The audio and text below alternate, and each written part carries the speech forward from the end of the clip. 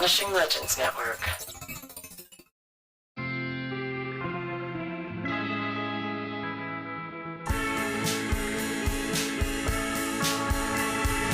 Hey you guys, welcome back. So here's the thing. We've got some really exciting news. Something really cool happened.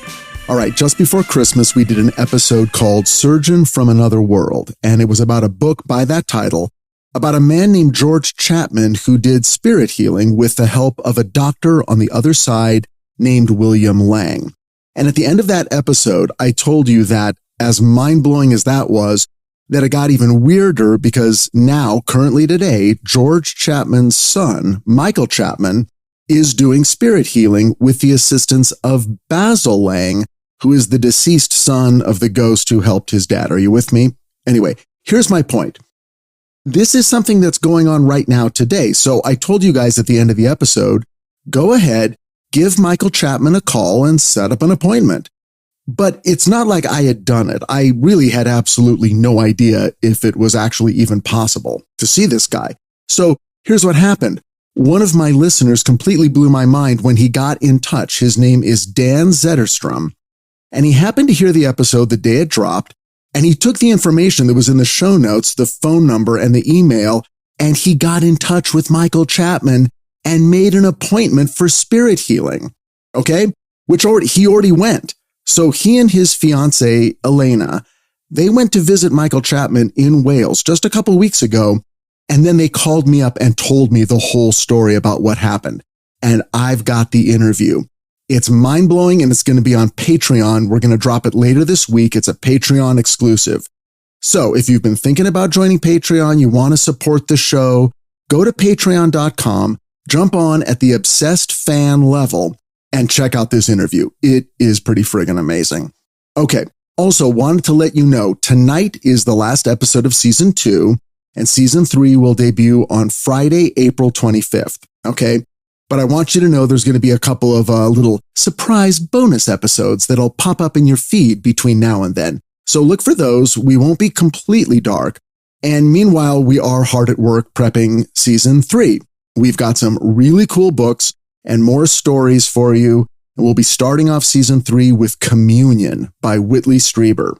And then later, we'll also be talking about one of the newer books we've ever covered, a really eerie book from just a couple years ago called The Premonitions Bureau by Sam Knight. And it's so great. So if you haven't read it, definitely check it out. Finally, I just really want to thank you guys, the loyal listeners, because you make all the difference in the world. Look, your dedication to this show is 100% of the reason why we do it, and I'm speaking for everybody here. This isn't your normal podcast, and content like this takes longer to create and produce than most other podcasts. It just does, and that's why we appreciate your dedication and your patience, because that's what makes it worth doing. And I will tell you that in the course of my 30-year career as a writer, this is the most rewarding creative endeavor I've ever been involved with. By far. And it's because of all of you. So thank you. You've changed my life, and your reviews and responses and reaching out has really taught me, after all these years, what storytelling is all about. Okay, so make sure to sign up for Patreon if you want to catch that interview. Keep an eye on your feed for fun, extra stuff from us to you. And now for tonight's show. Here we go.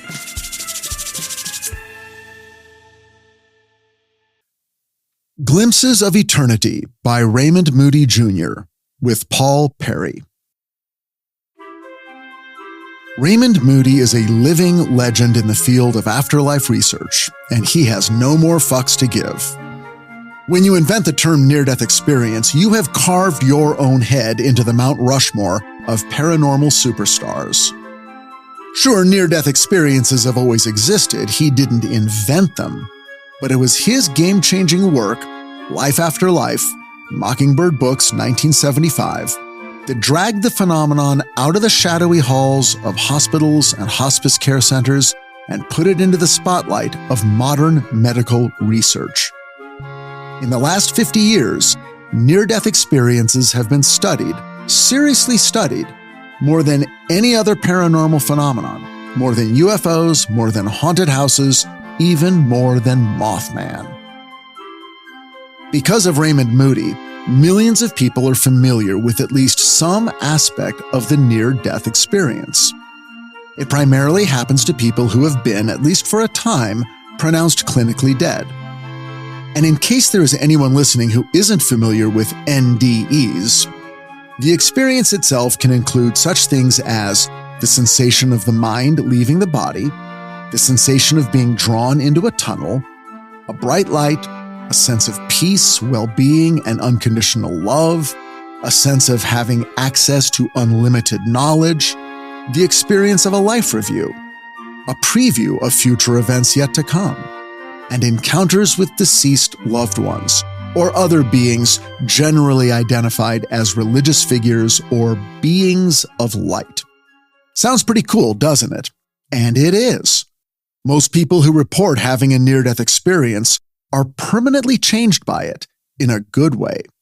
They feel a greater love for and connection to other human beings. They have a decreased interest in the accumulation of wealth and material objects. They feel they've seen a reality that is more real than the one we all live in. Best of all, they no longer fear death. Because of Raymond Moody, by 1980, almost everyone on Earth knew what a near-death experience was, or was like, and how it made people feel. And in the years since, the phenomenon has become accepted to the degree that people tend to no longer question the existence of NDEs, but rather debate their meaning. And of course, the debunkers have been desperately trying to find some sort of physical cause to successfully explain it all away, but without much luck. The research continues and the stories pile up, and Raymond Moody is still called upon to speak all over the world as the preeminent authority on NDEs. A constant feature of the speaking engagements are people in the audience who share stories about their own NDEs. But very early on, within just a couple of years of the publication of Life After Life, something else started happening to Moody. People who didn't speak up during the lectures would nervously seek him out afterwards, in hotel lobbies and dining rooms, or outside lecture halls on college campuses. And they would awkwardly share with Moody a very different kind of story. Stories that made near-death experiences seem almost pedestrian in comparison. For the longest time, Moody recorded these stories but didn't really have a name for what these people were experiencing.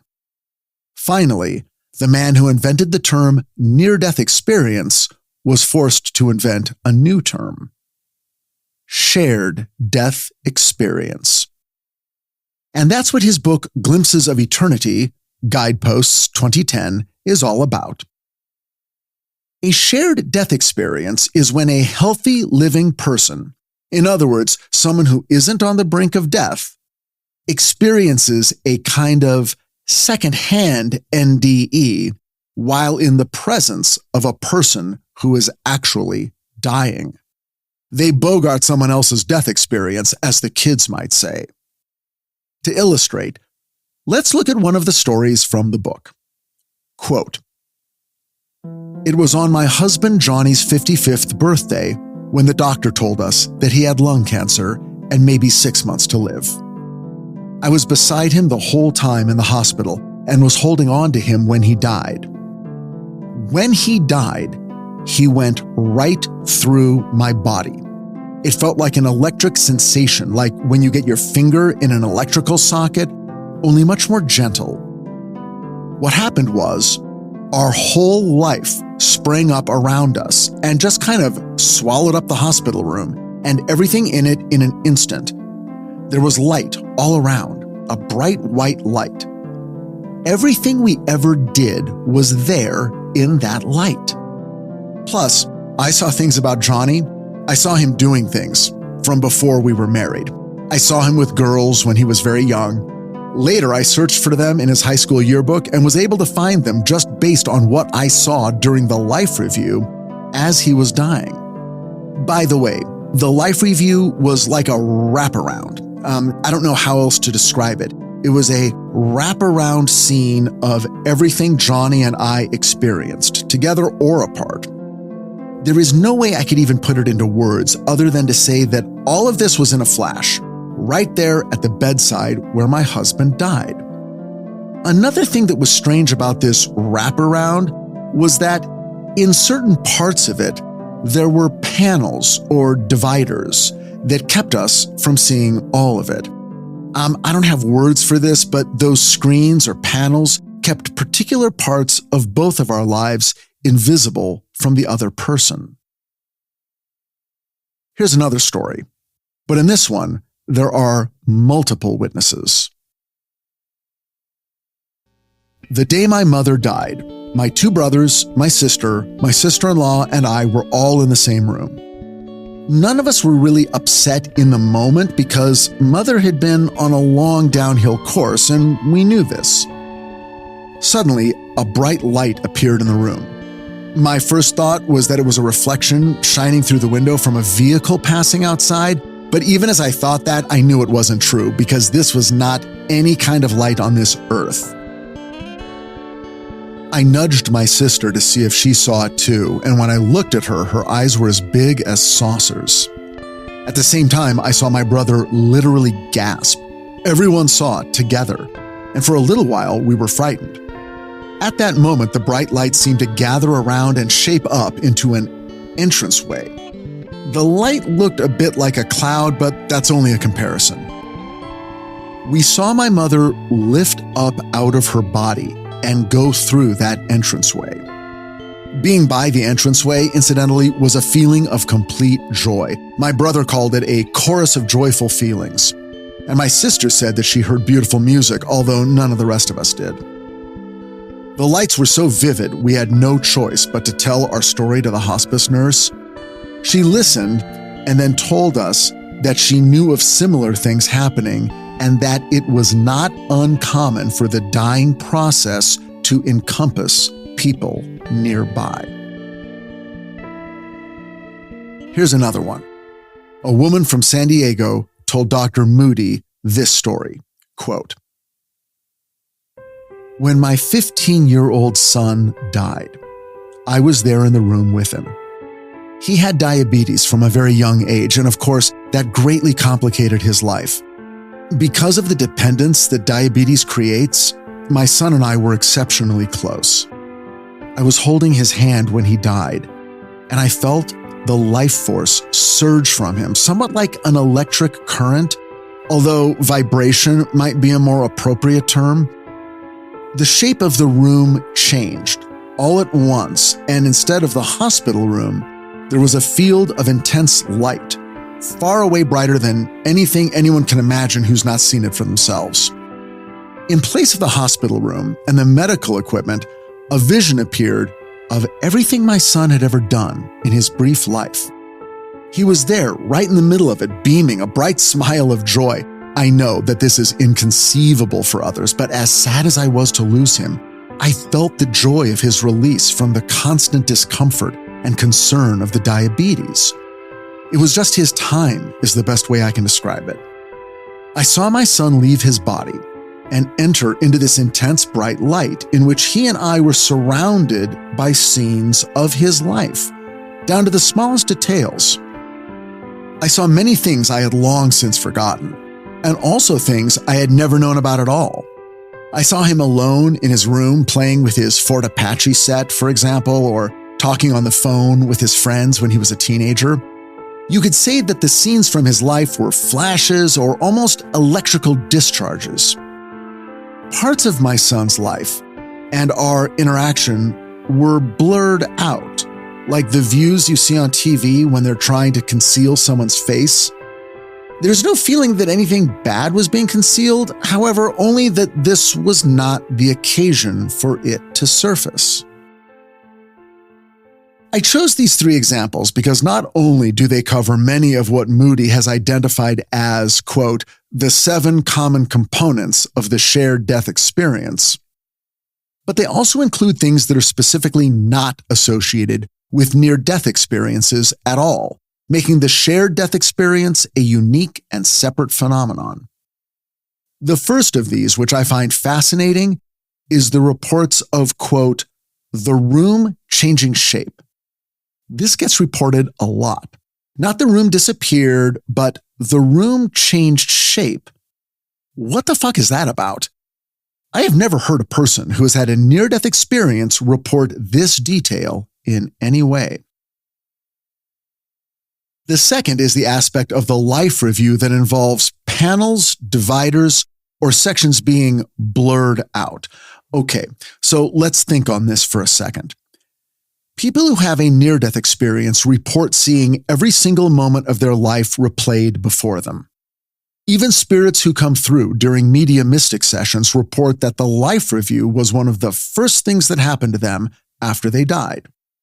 But none of them have ever mentioned any part of their life being concealed from them.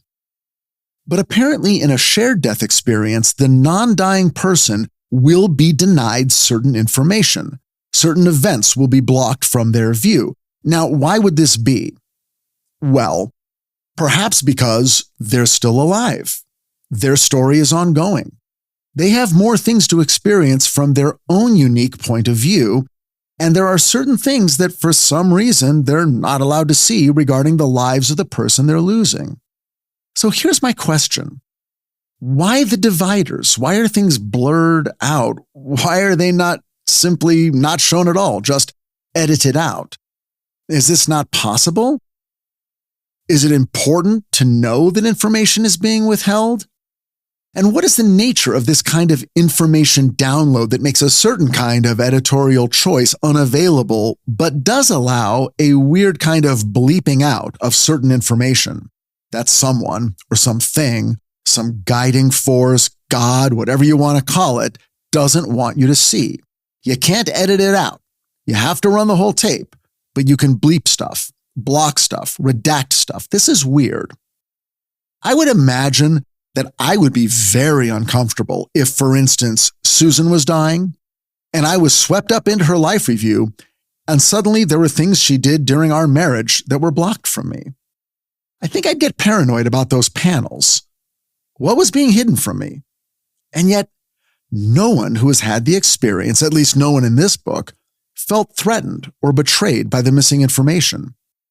They were being made to explicitly understand that something was being intentionally withheld from them, but came away with a deep sense of peace and satisfaction about the entire process. Odd. The third aspect of the shared death experience that stands apart from NDEs is the frequent, almost predictable reference to electricity. Quote, I felt a jolt, a vibration, like when you stick your finger in a socket. Or, quote, the information came like some sort of electrical discharge. What is the significance of electricity when it comes to what happens to us after we die? Strange interactions with electricity are central to many UFO experiences. And ghosts and poltergeists seem particularly obsessed with electronics. For example, turning lights and appliances on and off. And don't even get me started on EVP, electronic voice phenomenon. What's going on here? What's the connection? Ladies and gentlemen, these are the thoughts that keep me up at night. Glimpses of Eternity was waiting for me in my mailbox when I got home from work on July 27th, 2011. I remember the date very clearly because I was getting home early, and I was getting home early because I had just been fired. The show I was getting fired from was called Secret Circle, and the firer was Kevin Williamson. If the name sounds familiar, it's because he is the creator of the Scream movies. I guess if you're going to get fired, it might as well be by a person with some marquee value. As I came to learn, I was not the first person ever to be fired by Kevin Williamson, nor was I to be the last. And full disclosure, it wasn't my first time being fired, nor would it be my last. When you're fired from a show, you leave immediately. I always like to swing through the writer's room, let them know what's happened, see the shocked, devastated expressions, say a quick, heartfelt goodbye, and then take myself out to lunch. Usually I get fired in the morning. I didn't bother packing up my office. I could come back on Saturday morning when no one was around and do that walk of shame alone. So after saying goodbye, I walked straight to my car, pulled out of the spot that still had my name on it, and drove away from the offices with the vaguely giddy feeling that I'd just been given my summer back. You see, for me, the first direct result of being fired is an overwhelming sense of relief. It's like the feeling you get after throwing up. You know how it is? You're not feeling good, then you start to feel bad, then you feel really bad, and then it gets worse. You're afraid it's going to happen, then you're afraid it's not going to happen. But once it finally does, you tend to feel much better. All of that pretty much describes my last 2 months at Secret Circle. I headed down Gower to Melrose and straight to Osteria La Buca. I'm not really a wine guy, but I was that day. The house red was served in what looked like a miniature mason jar. I sat at my table alone, staring out the window into the street, sipping my wine, watching people go to and from what I assumed were the jobs they still had. My body was vibrating faintly, like a gong that had been struck. I felt simultaneously like I had been hit by a car and also like I had narrowly avoided being hit by a car. As these complicated and conflicting feelings settled into a sort of numb middle ground, I started in on my plate of wild boar bolognese. The exhilaration was wearing off. What was left was the simple pleasure of the end of pain. 2 days later, I was sitting in my backyard reading Glimpses of Eternity and enjoying the smell of kerosene and cooked meat from my neighbor's yard when my agent called. He told me that even though I'd been fired, my contract called for a payout, which took the immediate fear of poverty away. But the studio that owed me the money, Warner Brothers, had a proposal. Would I be willing to earn some of the payout by writing a pilot for them? After all, it was the middle of summer. There was still plenty of time to get something going at one of the networks. My agent told me it was the civilized thing to do. Plus, writing a pilot would put me back at the beginning of a process that I'd gotten used to and liked. Pitching a pilot to the networks in the summer, writing it in the fall, and hoping it would be filmed in the spring. I agreed to the idea instantly. I wasn't just being a good sport. After 3 years of work experience that ricocheted from horrible to glorious and back to horrible with no middle ground, I was hoping for something glorious again. I was due for it, wasn't I? True, I didn't have any ideas, and after Secret Circle, I was feeling creatively and emotionally drained. But the dark times were all behind me now. Somewhere beneath the charcoal and the roasting hot dogs, I could smell redemption drifting in the wind. What do I want to write? What do I want to write? What do I want to write? I sat at my desk and stared at my bookshelf. That was usually a good place to start, but I'd been staring for an hour and nothing was happening. I thought about a conversation I'd had with Jane Espenson at Comic-Con just last month. Jane is a writer too, and we were sitting in the lobby of the Hilton Bayfront Hotel, and she was telling me about the pilot she had just sold to HBO. She was so excited about writing this particular idea, so happy. And I remembered listening and feeling so unhappy. Not for her, for me. I was still stuck in the job I was about to get fired from. I asked her how she did it. I mean, back then, selling a pilot to HBO was a big deal.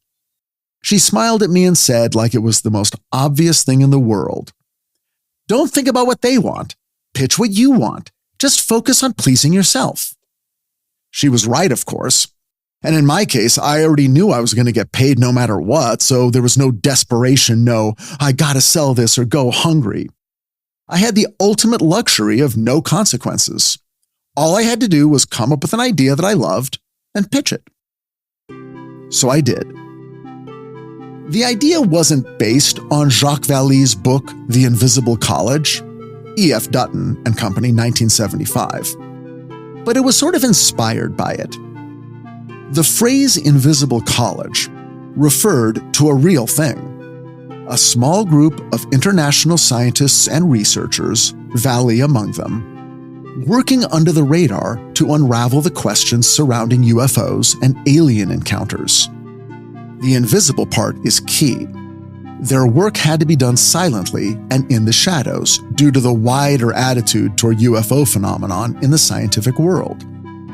If it was found out that any of these luminaries were also taking a serious look at the UFO question, they would risk losing academic and financial backing for their work. They might even be fired. And they would definitely risk having their careers and reputations destroyed by their more conservative peers who felt that UFO sightings were irrational bullshit. You know the type. But I found the notion of scientists being secretly involved in esoteric studies deeply appealing. I came up with an idea about a clandestine group that by day loudly ridiculed the very idea of the supernatural, a real skeptic society kind of thing. But the joke is, by night, they totally know all the stuff is real and poses a distinct threat to mankind, and they're working like crazy to figure things out, while at the same time trying to convince the world at large to look the other way, basically to give them time and space to deal with the problem on their own terms. I thought it was a fun notion for a supernatural show, a gentle poke at debunkers, and an irresistible opportunity to write about what it's like to lead a double life. It wasn't much, but it was an area and a tone that I liked, and it clearly played into my wheelhouse. I was excited. What I loved most about the idea is that to me, at its core, it was a show about human frailty and hope. It was about people being forced to accept a reality that was antithetical to what they believed. In my head, skeptics were always the enemy. But in this show, they became sympathetic heroes because their challenge would be so personal. It felt human and humane, funny and ironic, and ultimately, I knew I could fill it with light and love and hope. I spent most of August playing around with the idea, and just playing in general. I really had gotten my summer back. Instead of being locked in a miserable, stress-filled writer's room until, and I'm not kidding here, 3 a.m, I was suddenly sleeping in, working a couple of hours a day at most, and then reading books in the backyard until the kids got home from camp. We went to Disneyland that summer. We took a road trip to San Francisco. We went out to movies. And the utter non-stress of it all, compared to what I'd been feeling before I got fired, was exhilarating. This is the way true creativity flourished. This is how it was supposed to be. Somehow, getting fired from Secret Circle was turning out to be the best thing that ever happened to me. Raymond Moody was only 30 years old when his first book, Life After Life, was published. Up until then, he'd spent most of his life in school. He received a PhD in philosophy and then went on to complete medical school and a residency in psychiatry. But all during that time, he was collecting stories of what he would later call near-death experiences. And once Life After Life became a bestseller, it freed him up to devote himself full-time to the study of what happens at the borderline between life and death. For nearly 20 years, Moody wrote and lectured on near-death topics, but always one step removed, always from the perspective of an armchair expert. Then, in 1994, something extraordinary happened. Raymond Moody had a shared death experience of his own. According to Moody, it was just after Mother's Day when his mom complained of a rash breaking out on her arms. A visit to the dermatologist the following day resulted in devastating news. Mrs. Moody had non-Hodgkin's lymphoma and was given 2 days to 2 weeks to live. The Moody family all convened in Macon, Georgia, the following day, and for the next 2 weeks, they all stayed with their mom, making her final days as comfortable as possible. On the 14th day after diagnosis, exactly 2 weeks, Mrs. Moody suddenly sat up after being more or less comatose for 48 hours and loudly announced in a clear, lucid voice to everyone in the room that she loved them all very much. It was so shocking that Raymond's sister, Kay, actually asked her to repeat what she just said, which she did. It was so extraordinary that it gave everyone there a lift of what turned out to be false hope that she might somehow be recovering. But just a few minutes later, something even stranger happened. In Moody's words, quote, "As we held hands around her bed, the room seemed to change shape, and 4 of the 6 of us who were there felt as though we were being lifted off the ground. I had the feeling that the room had turned into the shape of an hourglass. I felt a strong pull like a riptide that was pulling me out to sea, only the pull was upward. Look, my sister said, pointing to a spot at the end of the bed. Dad's here. He's come back to get her." Everyone there reported later that the light in the room changed to a soft and fuzzy texture, like looking at a light in a swimming pool at night. As all of this took place, there was great joy in the room. We all knew something truly incredible had happened to all of us as our mother died. It was as though the fabric of the universe had torn, and for just a moment, we felt the energy of that place called heaven. In the days after the funeral, Moody and his sisters, and their husbands, and his wife Cheryl all discussed what they had experienced. And it appears that it was a little different for each one of them. Everything happened in an instant. There was no time for mass hysteria, or for one witness to lead the others. It happened quickly, and then it was over. Each of them, it seems, participated in Mrs. Moody's transition from life to death in their own unique way. The one thing they all agreed on was the most surprising thing of all. What should have been one of life's most unhappy moments had suddenly become a cause for elation. Warner Brothers called me and set a development meeting for Tuesday, August 30th. I was excited to pitch the Skeptic Society, which is what my show was called at the time, and I had a sense of how the process would go. I'd give the general pitch, they'd have questions and comments, they'd add to it, help me shape it, and we'd work together to create a show we were all excited about. After all, this wasn't my first rodeo.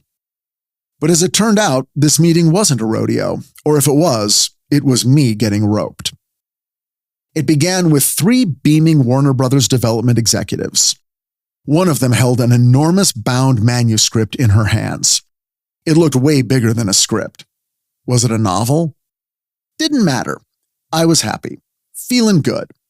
I wanted to stay in the zone and just focus on bringing them into my enthusiasm bubble about the Skeptic Society.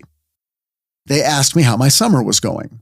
They apologized for what happened on Secret Circle and grinned and rolled their eyes and said, "You know how Kevin is."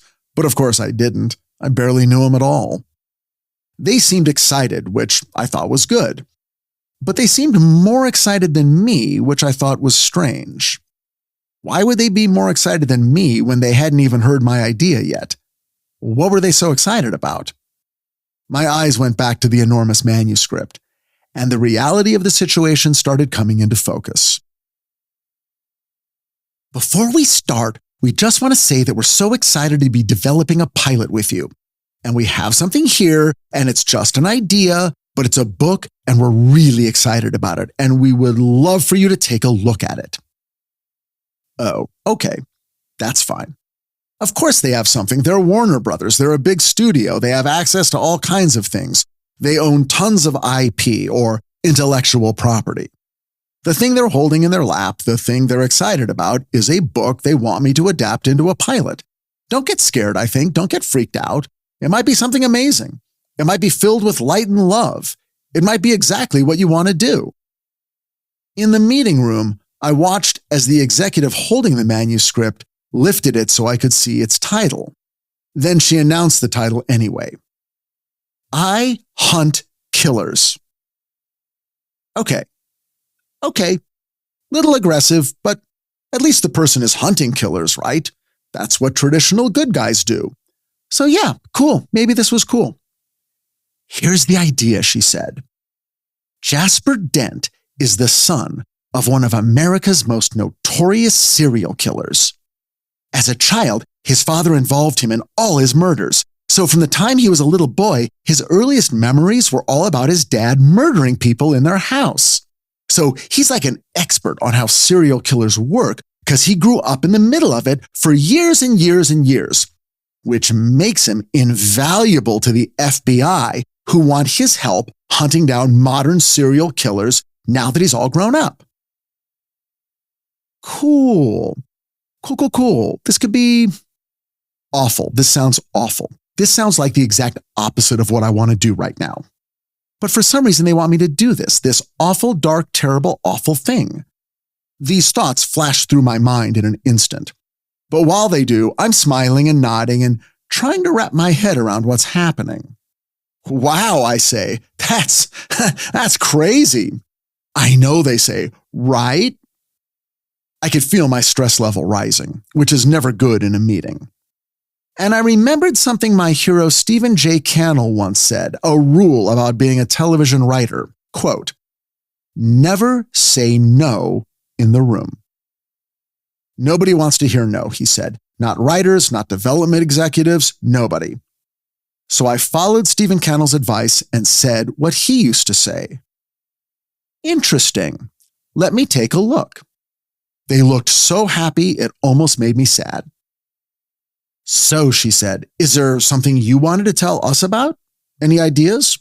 We really want to know where your head's at, what areas you're interested in right now. Now, I might be an idiot, but I'm not stupid.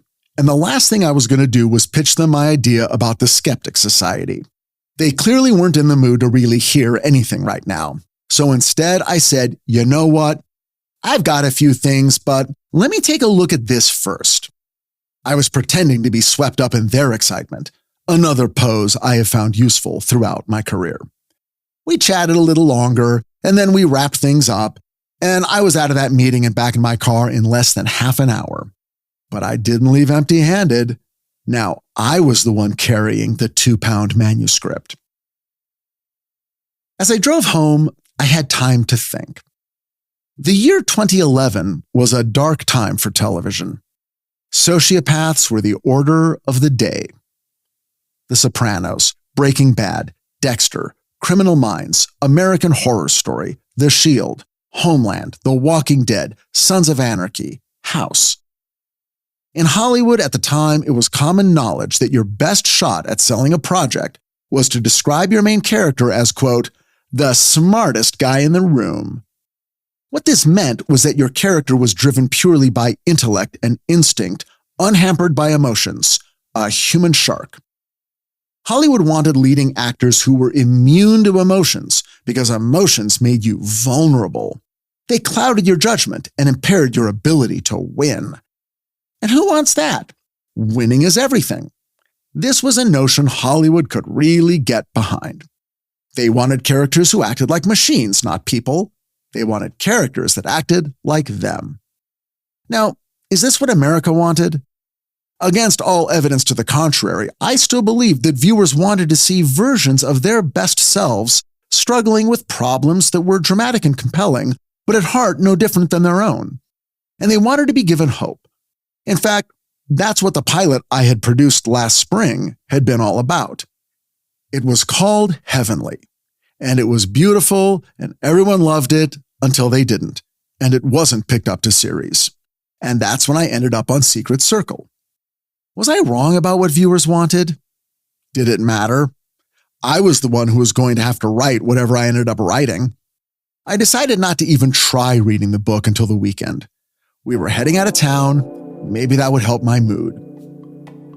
We spent Labor Day weekend at the Catamaran, the very same resort on Mission Bay in San Diego where my brother John and I came when we were kids. But that was a long time ago, and it was very different now. The vending machines were all gone, and the rooms had been completely remodeled. In fact, the entire grounds had been lavishly re-landscaped and upgraded to resemble a high-end tropical resort. The rusty swing set was gone, along with the giant dripping sewer pipe. Now the hotel featured a manicured beach with white sand and huge striped umbrellas running in uniform lines on either side of a completely rebuilt pier that was now home to fancy speedboats and easy-to-pilot mini-yachts. No garbage, no water fleas, no sagging cyclone fence, no rotting kelp. It would have to do. And if you must know, yes, I checked. No Playboy news rack either. I sat underneath one of those giant striped umbrellas and sipped on a Mai Tai and read I Hunt Killers. Let me be clear. This is not a bad book, and its author, Barry Lyga, is a great writer. But it's very dark. That's what it's supposed to be. And at that moment in my life, it was the exact opposite of what I wanted to spend my time thinking about. And there was another problem. As I read the book, I started to get angry. My mind kept going back to Heavenly. Heavenly had been a big, sweet piece of candy about an angel who becomes human, and I loved it more than anything I had ever written. It was a funny, hopeful, romantic comedy with tons of heart. It was dramatic without being dark, realistic without being cynical. It didn't flaunt pessimism, sadism, and human horror like lurid jewelry, as so many shows did. And it was hard not to feel like that's why it got killed. Why was it so hard to put something out there in the world that wasn't wrapped in barbed wire and leaking blood? I felt like I was being cornered into doing something I didn't want to do. Worst of all, I felt petulant and resentful. I was spiraling. But this time, I just pulled myself up out of my own nosedive. Jane Espenson had said, "Don't think about what they want. Pitch what you want. Just focus on pleasing yourself." I decided that's what I was going to do. This was my gig. If I didn't want to do I Hunt Killers, I didn't have to. I wasn't under contract to do it. This was just their opening salvo. And if I told them I wasn't interested, it wasn't like the deal was off. It was okay to say no. I set the book down next to me in the sand and took a deep breath and looked out across the bay. Owen trudged up to me looking hot and tired.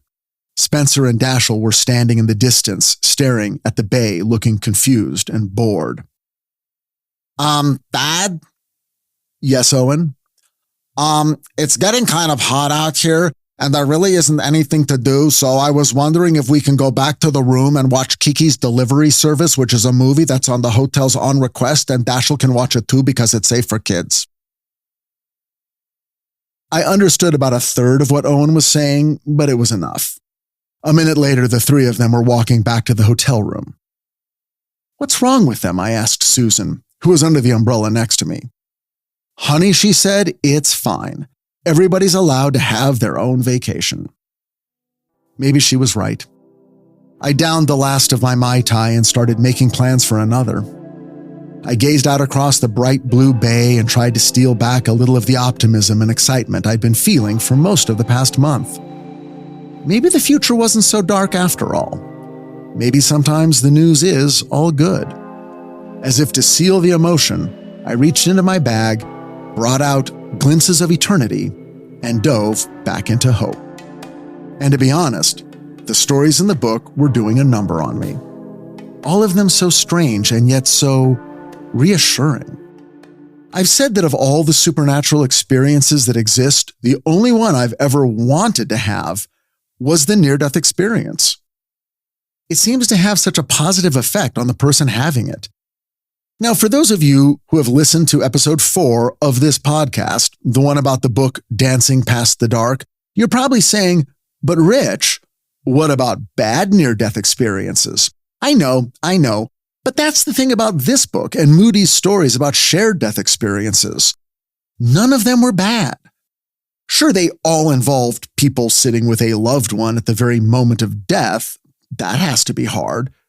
And while I've never been through that exact thing, I've been close enough. The night before my father died, my brother John texted me out of the blue and said, "Hey, I'm going over to Dad's to play cards. Want to meet me down there and have a drink?"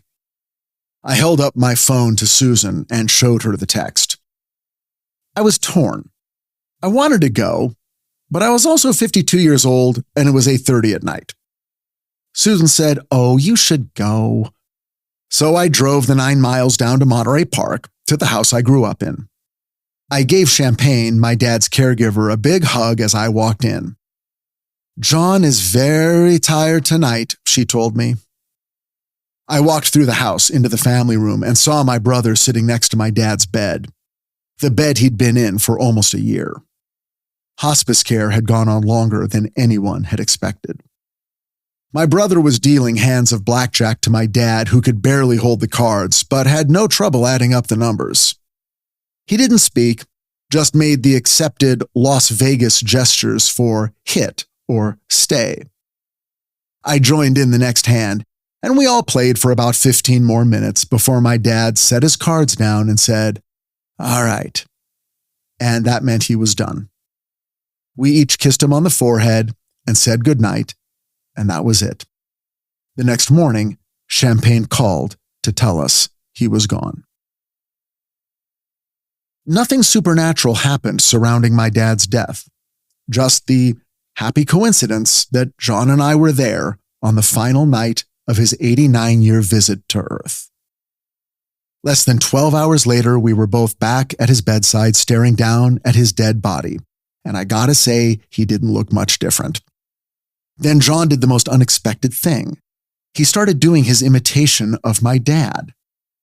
Pretty soon we were both laughing. I think in a small way we were both a little bit relieved. His death had not been painful or traumatic. It had been very peaceful. He was here, and then he was gone. And we had gotten through it together. It hadn't driven us apart, as the long, lingering death of a parent can sometimes do to siblings. We had taken care of him and made sure that his last 2 wishes came true. He didn't want to be in pain, and he didn't want to leave his house. We had done everything we could for him, and now it was over. Not exactly a tunnel of light or a life review or a trip to heaven, but we made it through. And now we were goofing around over my father's corpse. I just hope my kids do the same with me when my time comes to go. Moody's book doesn't offer a lot of accumulated academic information about shared death experiences because there isn't any yet. The stories are still too few and far between. But I think this is the very reason he decided to go ahead and publish it anyway.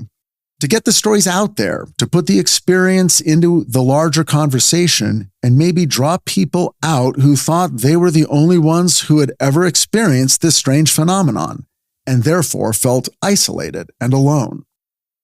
To me, what is so important about these stories is that they bring anecdotal evidence to the next level.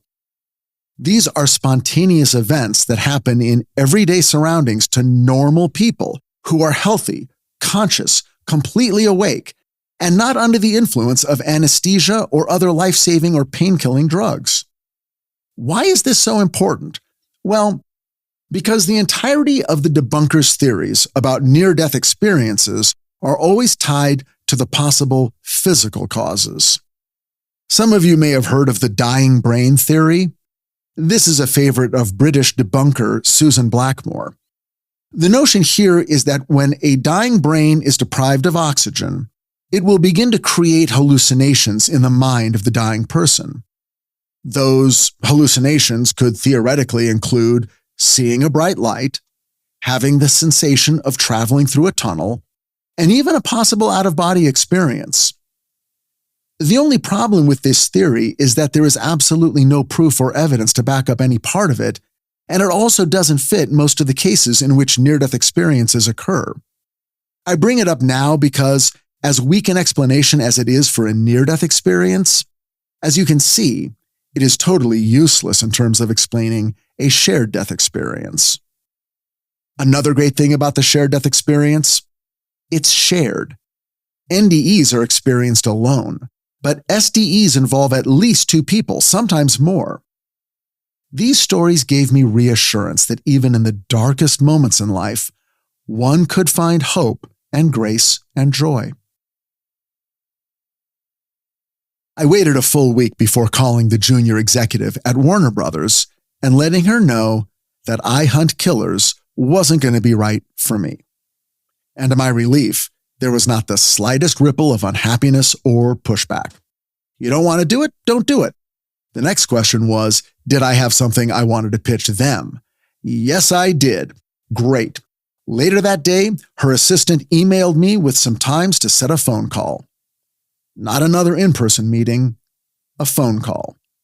Okay, that was fine. No problem. We set it up for later that week. I don't get it. That was from the head of the development team. I'd only given them a short pitch for the Skeptic Society, but I figured it was enough to get them interested, or at least to understand more of the kind of thing I was excited about doing. I figured they'd at least pretend to be interested and maybe ask some questions. Then I could get into more detail about the characters, episode structure, that sort of thing.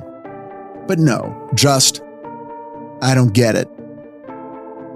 How can you respond to a statement like that without sounding defensive? Was I supposed to ask what part of it they didn't get? Was I supposed to just repeat what I pitched, only louder? It's a brilliant rhetorical strategy. There really is no adequate response. I clearly wasn't dealing with amateurs. I did the only thing I could think of, which was to just forge ahead and talk about what it was about the tone and the theme and the character challenges in the idea that I liked. When I was done, there was silence on the line. And again, I don't get it. The executive then addressed a question to her development team. Am I missing something here? This just doesn't sound like a show. She sounded almost angry. It was time to bail. Okay, I said, maybe we should move on. I've got a couple of other ideas. I actually didn't. Or maybe you guys have other stuff for me, other books, or... One of the junior executives jumped in. We can definitely send you our open writing assignments. Let me get on that. And then you call us back when you've had a chance to take a look. Okay, great, I said. And we hung up. It wasn't the worst phone call I'd ever had with a studio, but it was in the top 1. September became a month of frustration and resentment, which for me also meant fear, depression, and shame. Once a week, for the next 3 weeks, I got on the phone with Warner Brothers and pitched them 3 more ideas, each one less developed than the last, but each one with a concept, a main character, and a theme that I loved. Each was greeted with a version of the same, I don't get it. It began to feel personal. The confusion and impatience on the other end of the phone became more palpable every week. These people hate me, I thought. They hate me for failing them on Secret Circle, and they hate me for pitching them ideas that are not dark. They hate the fact that they owe me money and that they have to work with me when they so clearly don't want to. In short, they hate me. But for all of September, I hated them back. I hated them for allowing Kevin Williamson to fire me. Not that I wanted to be back in the middle of that tornado, but still, I hated them for not appreciating what I brought to the show. I hated them for not standing up for me. And I hated how they refused to engage with me, how they shut down every single notion I brought their way without a single question or suggestion. They were the ones who had asked me to write a pilot for them, so why were they shutting me down so hard? The worst part of it all was that I felt isolated. It was me against them. I needed someone on my side. I needed an ally. I needed Jane Espenson. I was teaching my UCLA class that fall, and so I invited Jane to be my guest speaker the first week of October. After class, we went out for drinks, which I definitely needed. But what I really needed was for her to hear me complain about Warner Brothers and then tell me that I was right and they were wrong. Most of all, I needed to hear her repeat her mantra. Don't think about what they want, pitch what you want. I needed to hear there was no reason to spiral, no reason to give up. That when things seemed darkest, dive even deeper into the pool of creativity and swim for the depths and come back with a glowing pearl. We sat in the bar at the W Hotel in West Beverly Hills. I had a martini. She had an amaretto sour. As we drank, I poured out all my misery, bitterness, and frustration. She listened calmly to my litany, and when I was finished, she said, Why don't you just do it? Do what? I said. Write the pilot for I Hunt Killers, Jane said. That's obviously what they want you to do, so just do it. What the fuck?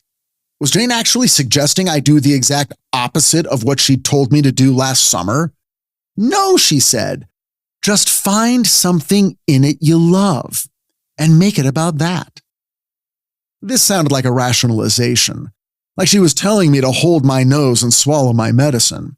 Or as William Goldman would so inelegantly say, put a bag over its head and do it for Old Glory. I started whining that my soul would shrivel and die if I had to spend the next 3 months writing a pilot about an emotionally abused kid who grows up to discover that he's a natural-born serial killer. That's when her eyes lit up. Ah, but that's not what it's about. It's about a kid who doesn't want to be a serial killer, but is afraid he has no choice. I wrapped up drinks fast and paid and left. I drove home in silence. I was in a terrible mood, and the throbbing core of my bad mood was centered on one undeniable fact. Jane was right. Technically, she was 100% correct, which meant my problem was solved. So why was I still so fucking angry? I couldn't get at it. I couldn't see it. It's like it was paneled off. What was it I couldn't see? Whatever it was, I was the one holding the panel, not some spiritual being or angel of light. An angel of light. His name was Dashiell Coffee. He was the angel of light. He was the reason I couldn't move forward. The anger I'd been feeling was just another panel, paneling off my grief. He was the lead character in Heavenly, my pilot that had died. It died on May 17th, less than 6 months ago, and it was suddenly becoming clear to me, like some force inside my body, that I had never mourned it. Heavenly was all about love and hope and light. It was funny and romantic, and it deserved to live. But the network had passed. I had accepted the news like the professional I was, and within 4 days, I was hired back by the same network that killed Heavenly to run Secret Circle. Get over it. Get over it. Get the fuck over it. So I did, but I didn't. And it was fine, but it wasn't. I pulled off the freeway. I knew what was going to happen, I just didn't know exactly where. It turned out to be a Jack in the Box parking lot on Crenshaw. I parked, and I took a deep breath, and I cried. It started out pretty weak, just a sort of wheezing sound. But I got there. Boy, did I get there. I had to focus on it because I knew this was it, my one chance, and it would be so easy to go numb again, or worse, let anger get in the way. Do it now or you never will. The thing that finally really got me going was remembering this one moment from the pilot. Not from the finished cut or from a day on the set or even a day writing the script. It was earlier than all of that, the day before the network pitch, more than a year ago. Now, up until that moment, I'd only been referring to the main character, the angel, as our guy. That day I was on the phone with my producing partner, Ross Feynman, and he said, "Rich, we gotta give our guy a name." And he was right. Our first pitch was the next day. We spent the next few minutes tossing out names to each other, and I hated them all. They all sounded phony. Then Ross said, "How about Dashiell?" Dashiell, of course, is the name of my third son, and at the time he was only 3 years old. It was so obvious, so clear, so beautiful, and so perfect. I think I literally saw a flash of white light. But no, the room did not change shape. "Ross," I said, "let's name all the characters after our kids. In fact, you know what? Let's only put things into this pilot that we love." So, our angel became Dashiell Coffee, the phoniest name that's ever existed, but I didn't care because I love Dashiell and I love coffee. Owen and Spencer found their way into the script, and Ross's daughter Lily became the name of our female lead. We set the show in San Francisco. I made sure that Dashiell Coffee loved Oreos and dogs and Mai Tais. In the course of that one phone call, we changed names, locations, and scenes, but most important, we made a promise to ourselves. Whenever a question came up, whenever there was a decision to be made, we'd answer it with love. We just kept leaning into what we loved, and it worked. It became our lucky charm, and it illuminated the soul of the entire project, from script to casting to set design to props to costumes to editing to music to everything. And then 10 months later, the whole thing died, and I moved on without so much as a backward glance. I paneled it, and it had fucked me up ever since. Crying never lasts as long as you think. I felt like I'd been in that Jack in the Box parking lot sobbing for half an hour, but when I looked at the clock, it had been less than 5 minutes. I texted Ross then and there and invited him out to dinner later that week to specifically celebrate and remember everything we had accomplished on Heavenly.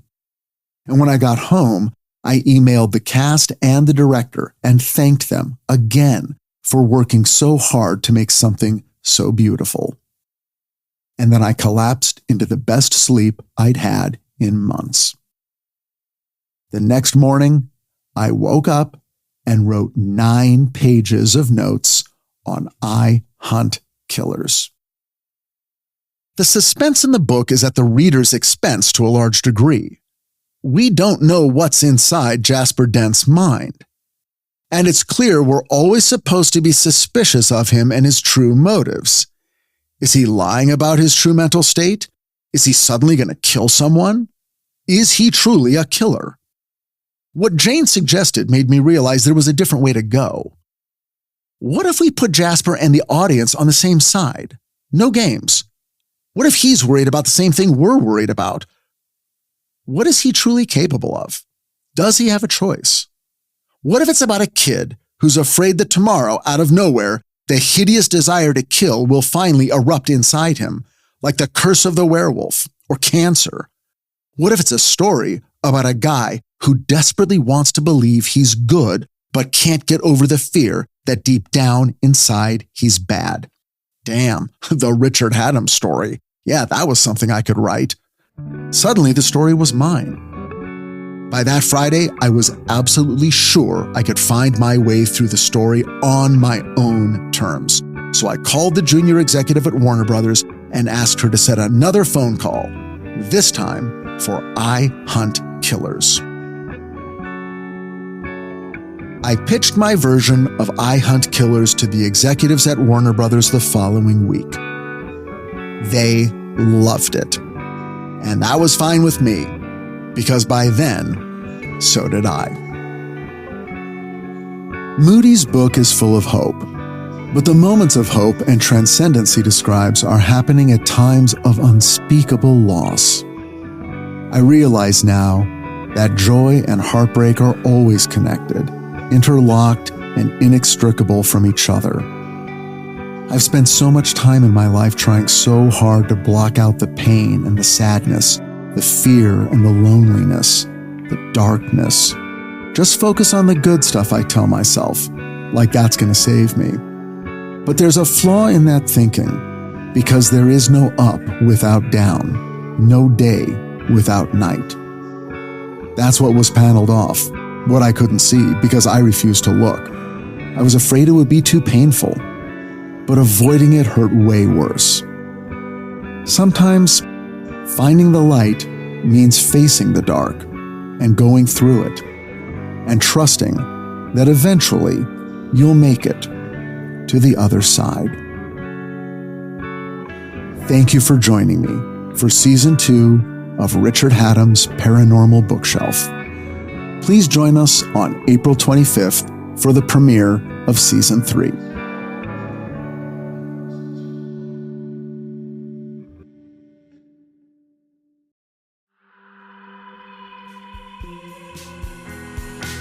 Richard Hatem's Paranormal Bookshelf is presented by Astonishing Legends, 134 West, and Summerland Entertainment. Executive producers, Scott Philbrook, Forrest Burgess, and Susan Lambert. Our associate producer is Tess Feifel, and our sound designer, engineer, and editor is Kevin Ducey. Artwork is by Tommy Beaver, website is by Kayla Lord, and our music, as always, is by Nima Kazaruni. Until next time, be safe and be well, find the light in the dark, and we'll see you again soon.